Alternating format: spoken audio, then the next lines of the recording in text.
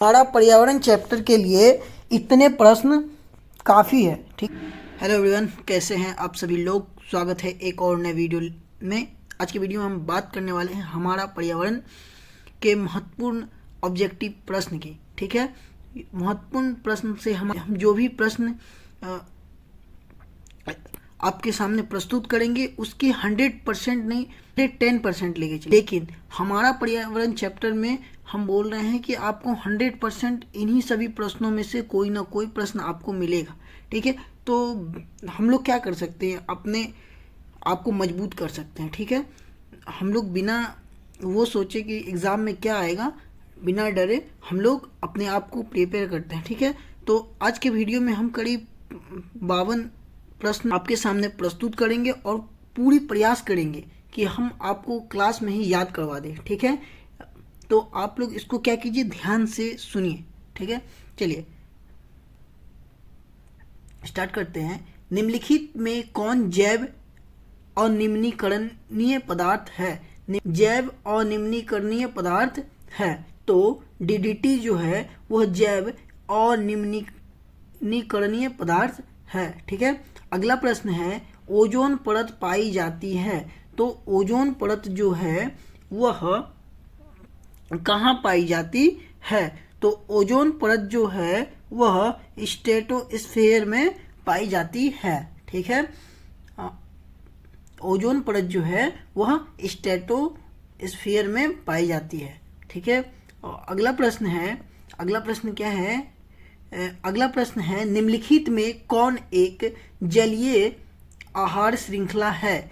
तो निम्नलिखित में कौन एक जलीय आहार श्रृंखला है? तो जलीय आहार श्रृंखला इसमें कौन सा है? तो शैवाल जो है, शैवाल को जलीय कीट खाता है और जलीय कीट को मछली खा जाती है। यह क्या है?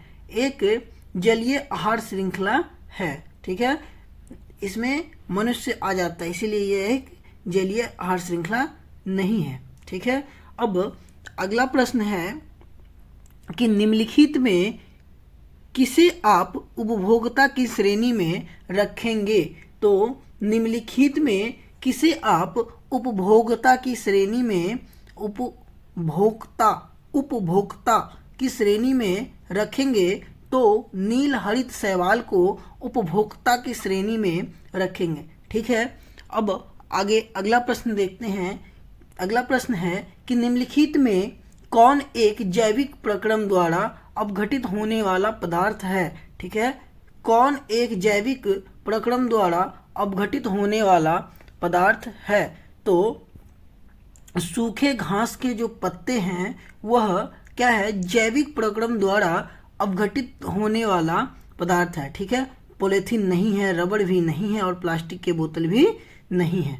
ठीक है, अब अगला प्रश्न है हरे पौधे कहलाते हैं। तो हरे पौधे जो है क्या कहलाते हैं? तो हरे पौधे हमारे उत्पादक कहलाते हैं। क्या कहलाते हैं? उत्पादक कहलाते हैं। ठीक है, अब अगला प्रश्न है प्रश्न संख्या 8।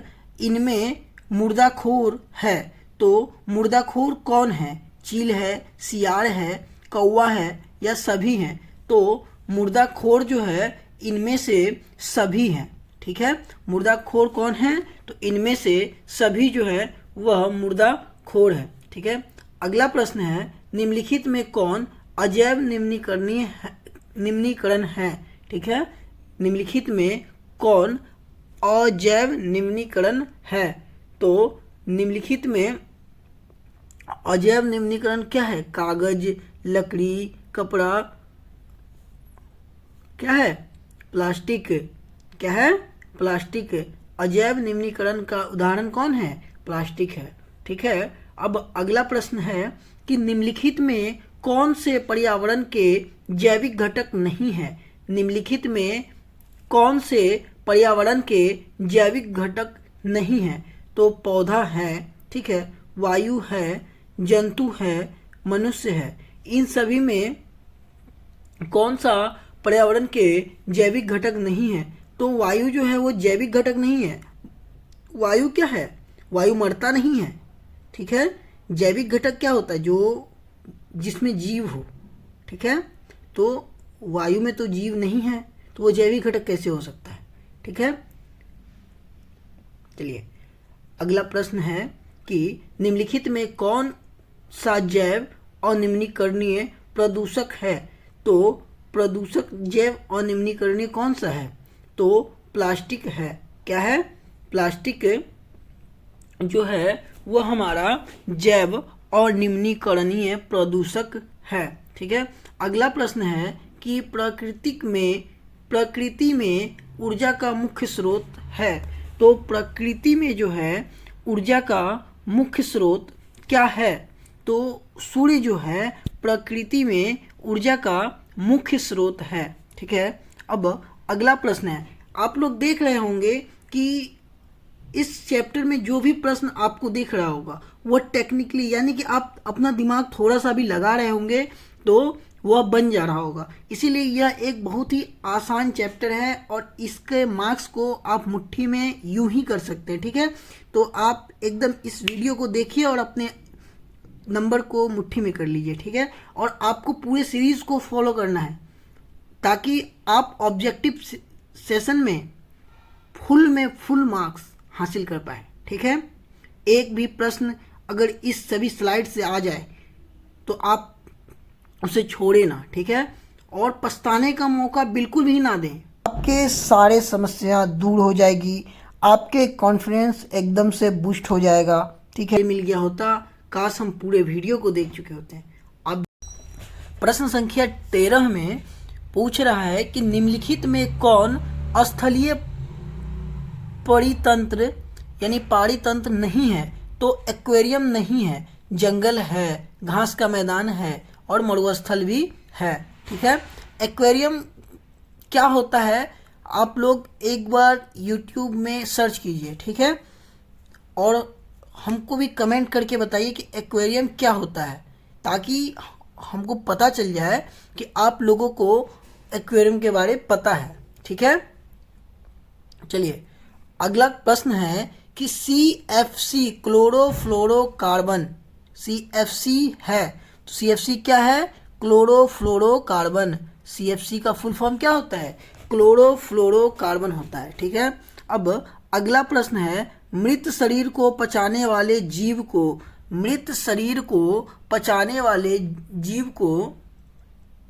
जीवों को क्या कहा जाता है? तो अपघटक जीव कहते हैं। क्या कहते हैं? अपघटक जीव कहते हैं। ठीक है, वनों की अधिक कटाई का परिणाम होगा। वनों की अधिक कटाई का परिणाम क्या होगा? तो वनों की अधिक कटाई का परिणाम कम वर्षा होगा, भूस्खलन होगा, भूमि अपरदन तथा बाढ़ आएगा। ठीक है, यानी कि उपरोक्त में सभी होगा। ठीक है, अब अगला प्रश्न है कि जैव वातावरण में शामिल हैं। क्या? जैव वातावरण में शामिल हैं। तो जैव वातावरण में क्या शामिल है? तो जैव वातावरण में जंतु, पौधे तथा मनुष्य ये सभी शामिल हैं। ठीक है, अगला प्रश्न है वैसे जीव जो पौधे एवं जंतु दोनों का भक्षण करते हैं उसको क्या कहते हैं? तो वैसे जीव जो पौधे तथा जंतु दोनों का भक्षण करते हैं उसे सर्वभक्षी कहते हैं। यानी कि मनुष्य जो है वो पौधा और जंतु, साग सब्जी और मुर्गा बकरी सब खाता है, तो उसको क्या बोलेंगे? सर्वभक्षी कहेंगे। ठीक है, ना ही आप मांसाहारी हैं ना ही आप शाकाहारी हैं, आप सर्वभक्षी हैं। ठीक है, चलिए अगला प्रश्न है कि अगला प्रश्न क्या है?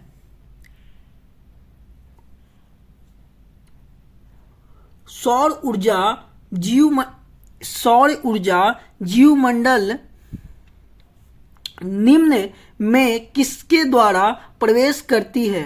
तो सौर ऊर्जा जीवमंडल में निम्न में किसके द्वारा प्रवेश करती है? तो हरे पौधे के द्वारा प्रवेश करती है। ठीक है, चलिए अगला प्रश्न है कि ओजोन परत महत्वपूर्ण है क्योंकि वह अवशोषित करता है। क्या? परावैंगिक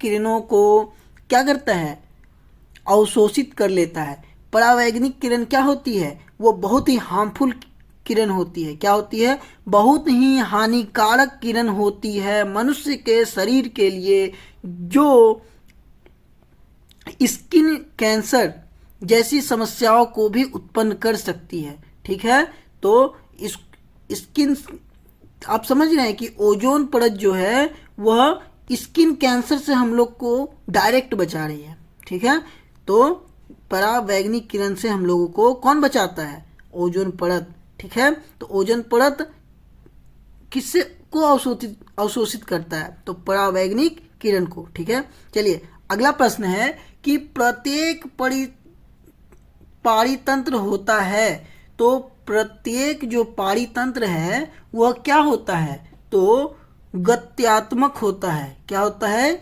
गत्यात्मक तंत्र होता है।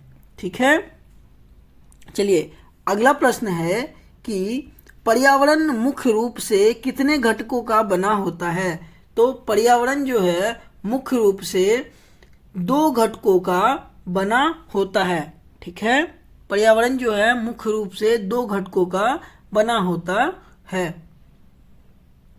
ठीक है, चलिए अगला प्रश्न है कि ऑक्सीजन सभी प्रकार के वायवीय जीवों के लिए आवश्यक है, जबकि ओजोन क्या है, ओजोन एक घातक विष है। क्या है, ऑक्सीजन सभी प्रकार के वायवीय जीवों के लिए आवश्यक है, जबकि ओजोन क्या है, एक घातक विष है। ठीक है, चलिए अगला प्रश्न है कि अगला प्रश्न क्या है कि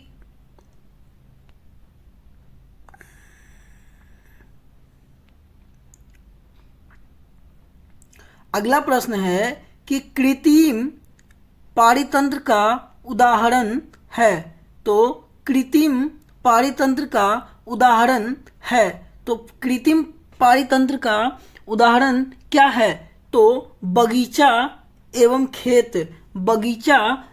खेत जो है वह कृत्रिम पारितंत्र का उदाहरण है।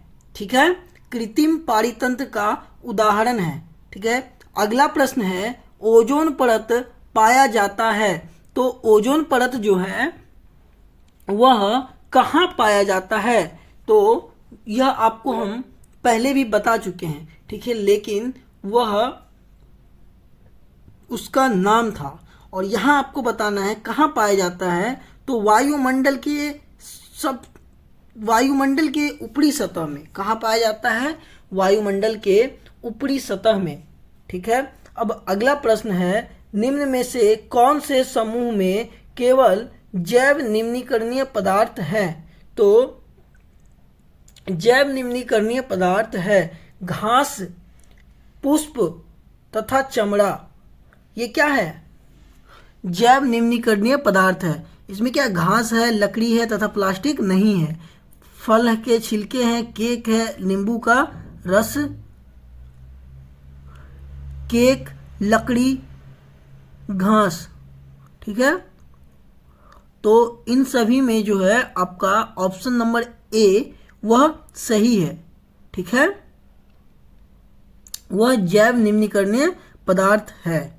ठीक है, ये नींबू का रस नहीं है। ठीक है, चलिए अगला प्रश्न है निम्नलिखित में कौन आहार श्रृंखला का निर्माण करते हैं, तो घास, गेहूं तथा आम। ये तो कोई तुक नहीं बनता है। ठीक है, आहार श्रृंखला क्या होता है, एक को दूसरा खाया, छोटा जीव बड़ा जीव, मतलब छोटे जीव को एक बड़ा जीव खाया, फिर उस बड़े जीव को उससे भी बड़ा जीव खा लिया, तो इस तरह से बनता है। ठीक है, तो घास, बकरी, मानव नहीं बना, बकरी, गाय तथा हाथी, बकरी, गाय, हाथी, घास, मछली, बकरी नहीं बन रहा, घास, बकरी तथा मानव, घास, बकरी तथा मानव, यह क्या है, तो यह जो है यह एक आहार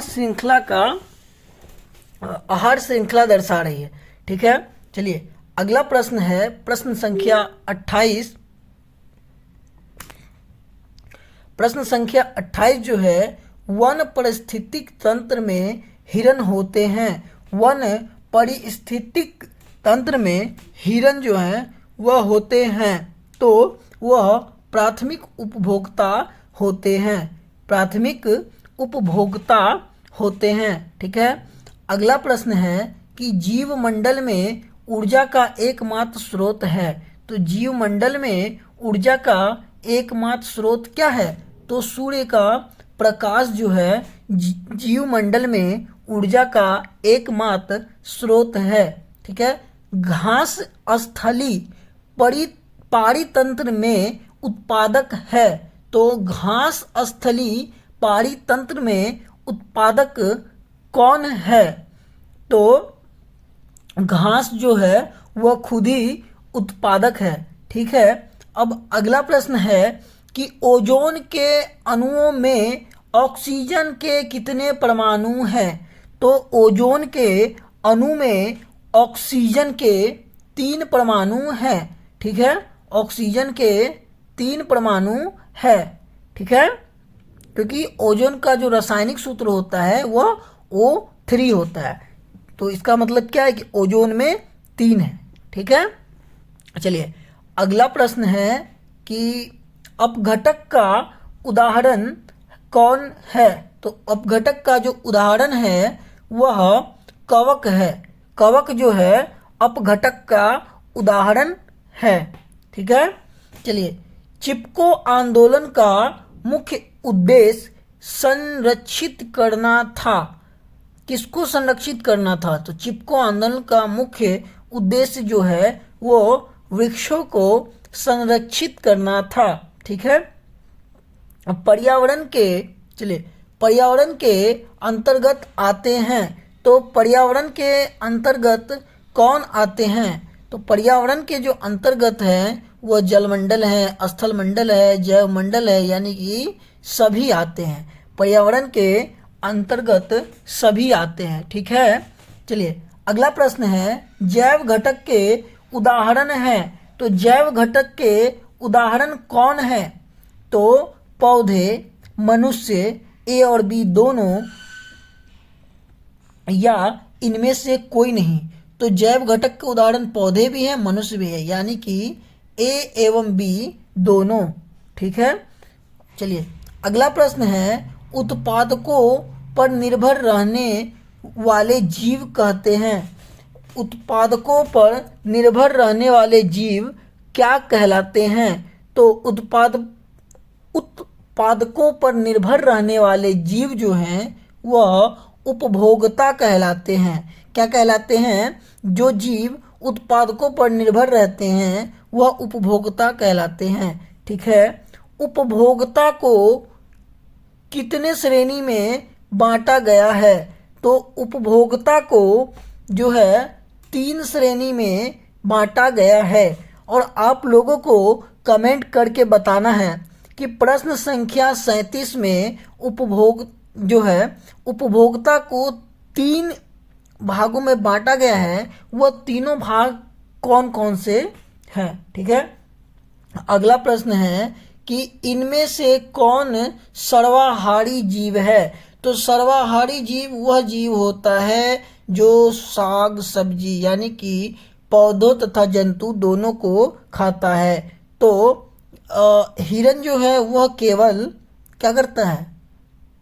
घास खाता है। मनुष्य जो है वह क्या है? सर्वाहारी जीव है। वह क्या करता है?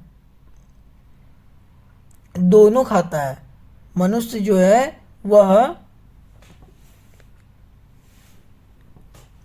दोनों खाता है।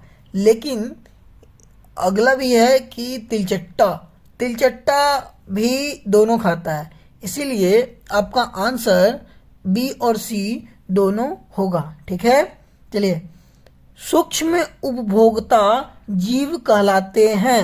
तो सूक्ष्म उपभोक्ता जीव जो है वह कौन है? जीवाणु भी है और कवक भी है, यानी कि ए और बी दोनों है। ठीक है। चलिए अगला प्रश्न है, इनमें कौन वन आहार श्रृंखला बनाता है? इनमें से कौन वन आहार श्रृंखला बनाता है? तो इनमें से जो है वन आहार श्रृंखला कौन बनाता है? बाघ, घास, हिरन, घास, हिरन, बाघ। ठीक है, घास को हिरन खाया, हिरन को बाघ खाया। ठीक है, यह क्या है? यह एक वन आहार श्रृंखला है। ठीक है, अगला प्रश्न है, जाति उद्भवन उन जीवों में होता है जिसमें, जाति उद्भवन जो है उन जीवों में होता है जिनमें, अच्छा यह आपका तो पिछला चैप्टर का प्रश्न है। ठीक है, और तो उसको छोड़िए। इनमें से कौन वन आहार श्रृंखला बनाता है? तो यह तो बता दिए। अगला प्रश्न है कि सूर्य के द्वारा निकलता हुआ परावैंगनिक किरण कहाँ अवशोषित होता है? तो ओजोन परत में। ठीक है, ओजोन परत में सूर्य के द्वारा निकलता हुआ जो परावैंगनिक किरण है वह ओजोन में क्या होता है? अवशोषित हो जाता है। ठीक है, चलिए अगला प्रश्न है कि परावैंगनिक किरण के कारण मनुष्य में कौन सा रोग उत्पन्न होता है? तो परावैंगनिक किरण के कारण मनुष्य में जो है त्वचा कैंसर जैसी समस्याएं हो सकती है। एड्स जो है वह आपको पता है, एड्स, टाइफाइड और मलेरिया ये सब किनके कारण होता है, लेकिन त्वचा कैंसर जो है वह परावैंगनिक किरण के कारण होता है। ठीक है, अगला प्रश्न है, वायुमंडल कितने परत में बांटे गए हैं? तो वायुमंडल जो है 5 परत में बांटे गए हैं। वायुमंडल 5 परत में बांटे गए हैं। चलिए अगला प्रश्न है कि पादप खाने वाले जीव को कहते हैं, पादप खाने वाले यानी कि पौधे खाने वाले जीव को शाकाहारी कहते हैं। तो पौधे खाने वाले जीव को शाकाहारी जीव कहते हैं। इनमें से कौन मानव निर्मित जैव निम्नीकरण है? तो मानव निर्मित जैव निम्नीकरण इनमें से कौन सा है? तो बायोगैस जो है वह मानव निर्मित जैव निम्नीकरण है। ठीक है, अगला प्रश्न है कि हमारे द्वारा उत्पादित जैव निम्नीकरणीय कचरे में कौन सी समस्याएं उत्पन्न होती है? तो कौन सी समस्याएं उत्पन्न होती है? तो नाले में अवरोध, मृदा प्रदूषण, मानव शरीर में जैव आवर्धन। तो इनमें से सभी जो है वह समस्या उत्पन्न होती है। ठीक है, चलिए अगला प्रश्न है कि निम्नलिखित में से कौन आहार श्रृंखला सही है? ठीक है, निम्न में से कौन आहार श्रृंखला सही है? तो निम्न में से कौन आहार श्रृंखला सही है? तो घास, चूहा, मोर नहीं, सर्प, घास, मोर, सर्प, घास, चूहा, कौन सा है? घास, चूहा, सर्प, मोर। ठीक है, घास, चूहा, सर्प, मोर। चलिए अगला प्रश्न है कि किसी पारिस्थितिक तंत्र में ग्रहण करने वाले होते हैं। तो किसी पारिस्थितिक तंत्र में ग्रहण करने वाले होते हैं, उत्पादक होते हैं। ठीक है, चलिए अगला प्रश्न है कि निम्नलिखित में कौन उत्पादक है? तो निम्नलिखित में जो उत्पादक है वह घास है। घास जो है वह उत्पादक है। अगला प्रश्न है कि मैदानी पारिस्थितिक तंत्र में तृतीयक उपभोक्ता है। तो सर्प जो है मैदानी पारिस्थितिक तंत्र में तृतीयक उपभोक्ता है। ठीक है, चलिए ठीक है, चलिए तब तक आज के लिए इतना ही। तब तक के लिए ओके, बाय।